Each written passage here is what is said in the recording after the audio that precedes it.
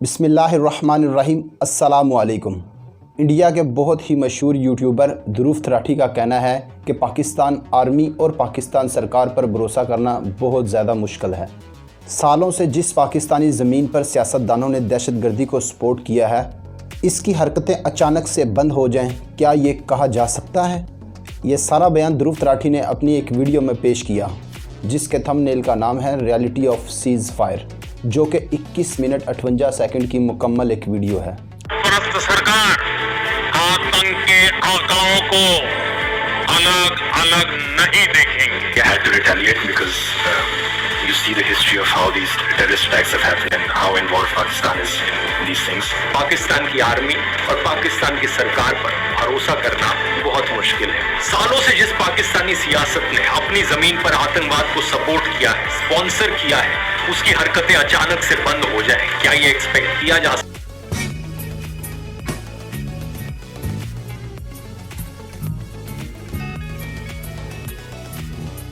मैंने ये वीडियो मुकम्मल तौर पर देखी है, लेकिन इसमें किसी भी जगह पर सीज़ फायर की एक्सप्लेनेशन को बयान नहीं किया गया। इसमें सिर्फ़ और सिर्फ पाकिस्तान की भरपूर मुखालफत की गई है। ध्रुव त्रिपाठी ने ऐसा क्यों किया, जानेंगे इस वीडियो में, जिसमें कहा गया है कि पाकिस्तान एक टेररिस्ट कंट्री है और यहाँ पर हर किस्म की दहशतगर्दी को जन्म दिया जाता है। ये वीडियो इस वक्त बनाई गई जब इंडिया ने ऑपरेशन सिंदूर शुरू किया और पाकिस्तान ने इसकी मुखालफत में ऑपरेशन बुनियान मरसूस शुरू किया, जिसकी वजह से इंडिया की चीखें निकल गई और इनका हर यूट्यूबर अपनी आवाम के साथ तल्लक बनाने के लिए या अपने मुल्क को सपोर्ट करने के लिए अपनी आवाम और आर्मी को खुश करने के लिए गलत इंफॉर्मेशन वीडियोज़ बना रहे हैं। जबकि इससे पहले ध्रुव त्रिपाठी की एक वीडियो जिसका थंबनेल पहलगाम अटैक है, जिसमें इसने साफ साफ कहा है कि यह पहलगाम अटैक का सारा मामला इंडियन वज़ीर आज़म नरेंद्र मोदी और बीजेपी पार्टी के दूसरे मेंबर्स की मिली गुली साजिश है।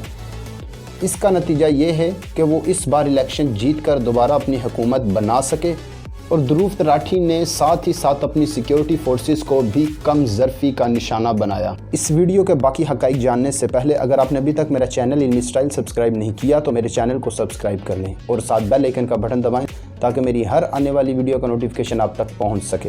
इस वीडियो में ध्रुव त्रिपाठी ने सीज़ फायर को तो एक्सप्लेन नहीं किया, लेकिन पाकिस्तान की मुखालफत करता रहा, जिसमें यह बताया गया कि पाकिस्तान के अंदर मौजूद लश्कर तैयबा एक दहशतगर्द जमात है, जिसे ग्रुप भारत के अंदर दरअसल दहशतगर्दी के ज़िम्मेदार ठहराया गया है, और ये भी कहा गया है कि पहलगाम में होने वाला सानहा भी इसी जमात ने करवाया, जिन्हें खुद पाकिस्तानी हुकूमत और आर्मी भी सपोर्ट करती है। अब आप अंदाज़ा करें कि ये वही झूठा प्रोपेगेंडा है जो कि सुबह शाम मोदी अपनी मीडिया पर चैलेंजेस के ज़रिए फैला रहा है।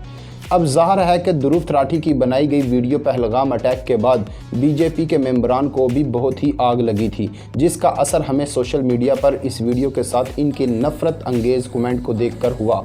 अब ध्रुव त्रिपाठी के मेजर ऑडियंस इंडिया की है और पिछले कुछ दिनों के अंदर ये ट्रेंड चल रहा है कि इंडियन गवर्नमेंट इन तमाम चैनलों को बैन कर रही है जो कि इंडिया से बाहर मौजूद हैं और सच्ची बात करते हैं। और इसी प्रेशर के बाद हम देखते हैं कि अचानक से पहलगाम हमले पर इसकी वीडियो के बाद इसने अपना total point of view U turn कितना बदल लिया, क्योंकि पहले की वीडियो के अंदर जहां वो गवर्नमेंट से सवाल कर रहा था, इसे बीजेपी और इंटेलिजेंस की फेलियर बता रहा था, तो आज की वीडियो के अंदर वो इस हमले का तमाम मलबा पाकिस्तान पर डाल रहा है और इसको ब्लेम कर रहा है कि ये दहशतगर्दी का सपोर्टर है और इस पर ट्रस्ट नहीं किया जा सकता। इस वीडियो के बाद ये साबित किया कि वो वाकई एक अच्छा इंफॉर्मेशन कंटेंट क्रिएटर है जो कि अपनी वीडियोस के अंदर काफ़ी रिसर्च और फैक्ट्स के साथ बात करता है, लेकिन जब भी किसी रिलीजन या पॉलिटिक्स की बात आती है तो वहाँ पर इसकी रिसर्च इंतहाई कमज़ोर और बेसलेस नज़र आती है। अब ये भी इन लोगों के अंदर शामिल हो गया जो सिर्फ अपने मुल्क की नैरेटिव अपनी ऑडियंस को खो देने के डर से सपोर्ट करते हैं,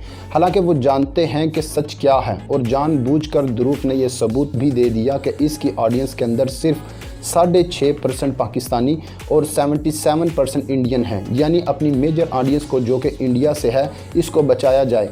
अब इसको ध्रुव के मुनाफिकत कहें या फिर कम इल्मी की एक मिसाल कहें, इसको कॉल और इफ़ेक्ट का डिफरेंस तक नहीं पता اور یہ جان بوجھ کر اس کو اگنور کر رہا ہے۔ پہلگام حملہ دراصل مودی سرکار کی پولیٹیکل ناکامی، انٹیلیجنس کی کمی کے ساتھ ساتھ اس کی کشمیر پر زبردستی قبضے کی کوشش کا رزلٹ ہے۔ جیسا کہ دہشت گردوں نے خود کہا تھا کہ ہم اس لیے حملہ کر رہے ہیں کہ کشمیر کے اندر آرٹیکل 377 اور 35A کے بعد ہندوؤں کو ہماری زمین کے اندر زبردستی نہ صرف آباد کیا جا رہا ہے بلکہ ہمارے لوگوں کو گھروں سے اٹھا کر غائب بھی کیا جا رہا ہے۔ درود صاحب، آپ کو سمجھنا چاہیے کہ یہ دراصل اس کا ایفیکٹ ہے۔ کسی بھی معاملے کی کالز یعنی وجہ جانے بغیر اس کو حل کرنا، بغیر کسی نتیجے پر ختم کرنا بالکل پاسبل ہی نہیں، اور کشمیر جب تک کہ اس کے مسئلے کو حل نہیں کر لیا جاتا یہ حملے کبھی بھی رکنے والے نہیں ہیں۔ اور ویسے بھی فلمیں بنا دینے سے حقیقت کبھی نہیں بدلتی، کیونکہ تاریخ گواہ ہے کہ آپ زبردستی کسی بھی قوم پر اور اس کی زمین پر صرف طاقت سے قبضہ نہیں کر سکتے۔ اور ویسے بھی کشمیریوں کی تو اپنی ایک الگ تاریخ ہے۔ یہ وہ بہادر قوم ہے جو کہ ہزاروں سال سے اپنی آزادی کے لیے لڑتی آ رہی ہے۔ جب بھی جس بھی دور کے اندر ان پر ظلم ہوا یہ بڑی طاقت کے ساتھ اس ظلم کے سامنے کھڑے بھی رہے۔ ایون کہ آج کے ٹائم کے اندر اگر پاکستانی فوج بھی ان کے ساتھ زیادتی کرتی ہے تو یہ اس کے خلاف بھی نکلتے ہیں، اور انڈیا کی فوج کے ناک کے اندر تو پہلے سے ہی انہوں نے دم کر رکھا ہے۔ اب ایسا نہیں ہے کہ میں پہلگام حملے کو جو کہ دہشت گردی تھی اس کو سپورٹ کرتا ہوں، بلکہ یہ بہت ہی غلط ہوا۔ اگر آپ کو کشمیر کے مسئلے سے نکلنا ہے، اس کو سلجھانا ہے، تو کشمیر کو اس کی خود مختاری واپس کرنا ہوگی اور اس کو ایک الگ ریاست کے ماتحت یا پھر اپنا الگ نظام چلانے کی اجازت دینی پڑے گی۔ اب یہ کیسی منافقت ہے کہ دروفت نے اپنی ویڈیو کے اندر بتایا کہ کیسے بہاولپور کے اندر مولانا مسعود اظہر کے مدرسے جو کہ مسجد سبحان اللہ کے اندر موجود تھا، مظفر آباد کے اندر سیدنا بلال کیمپ کے اندر، ان دو ٹارگٹس کو ملا کر ٹوٹل 9 ٹارگٹس پر انڈیا کے انٹیلیجنس نے بڑی ہی احتیاط سے یہ سلیکٹ کیا تھا کہ اس حملے کے بعد کسی شہری آبادی یا پھر سویلین کا نقصان بالکل نہ ہو، اور ہم نے دیکھا کہ اس دوران 24 کے قریب سویلین مارے گئے۔ خود مولانا مسعود اظہر کی فیملی کے لوگ جن کے اندر بچے، عورتیں اور جوان بھی شامل تھے وہ بھی شہید ہو گئے۔ ان شہادتوں کا حساب کون دے گا؟ اب ظاہر ہے کہ پاکستان نے بھی آپریشن سندور کے مقابلے میں آپریشن بنیان مرصوص شروع کیا، جس میں بھارت کو اس کے بزدلانہ حملے کا بھرپور جواب دیا گیا۔ اب سوال یہ ہے کہ کیا سویلین آبادی پر اٹیک کی شروعات خود بھارت نے پہلے نہیں کی، جس میں 24 کے قریب پاکستانی شہید ہو گئے؟ دوسرا سوال یہ کہ مسجد سبحان اللہ پر اٹیک کے بعد انہیں وہاں سے کتنے ہتھیار ملے، کتنا گولہ بارود ملا؟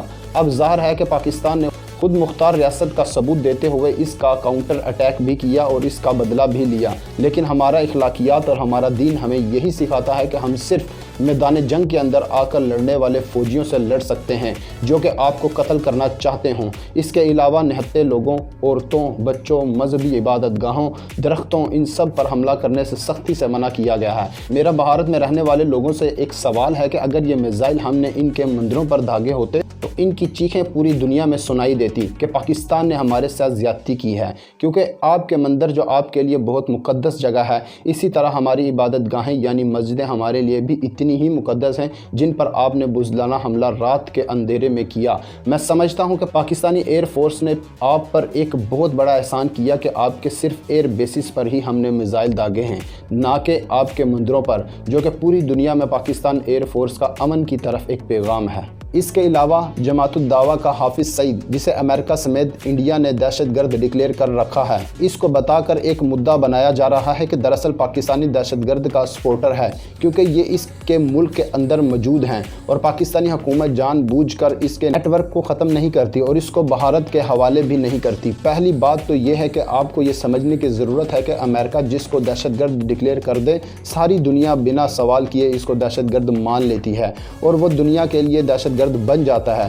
دنیا کو یہ جاننے میں کوئی انٹرسٹ نہیں ہوتا کہ وہ فریڈم فائٹر ہے، اپنی آزادی کے لیے لڑ رہا ہے، یا پھر اسے خود امریکہ نے استعمال کر کے پھینک دیا ہے، اور امریکہ کی تاریخ اس طرح کی مثالوں سے بھری پڑی ہے۔ افغانستان کے اندر اس نے طالبان کو استعمال کیا، اسے ٹریننگ، اسلحہ اور فنڈنگ دی تاکہ رشیا کو وہاں سے بھگایا جا سکے، اور اس کے بعد انہی طالبان کو دہشت گرد جماعت ڈکلیئر کر دیا۔ عراق اور شام کے اندر خانہ جنگی کو سپورٹ کرنے کے لیے ان کو ٹریننگ اور فنڈنگ دی۔ جب ان دونوں ملکوں کو تباہ کر دیا तो इसको भी दहशतगर्द जमात डिक्लेयर कर दिया। और अब कश्मीर की आज़ादी के लिए लड़ने वाला हर वो शख्स इनके लिए दहशतगर्द है जो किसी मुस्लिम रियासत के क़याम या फिर इनके हकूक़ की बात करें। और भारत इसी का फ़ायदा उठा रहे हैं। और यही नहीं बल्कि भारत पाकिस्तान को तोड़ने की कोशिश के लिए बलोच लिबरेशन आर्मी का सबसे बड़ा सपोर्टर है, जो कि वहाँ पर मौजूद बलोचों को असला व ट्रेनिंग भी फराहम कर रहा है। और इस बात का एतराफ़ वहाँ से पकड़े जाने वाले कुलभूषण यादव नाम के जासूस ने खुद मीडिया पर आकर कहा था कि इसको ये टास्क दिया गया ताकि बलूचिस्तान के अंदर फ़ौज के ख़िलाफ़ बगावत करवाए और कराची में फसादात को हवा दे।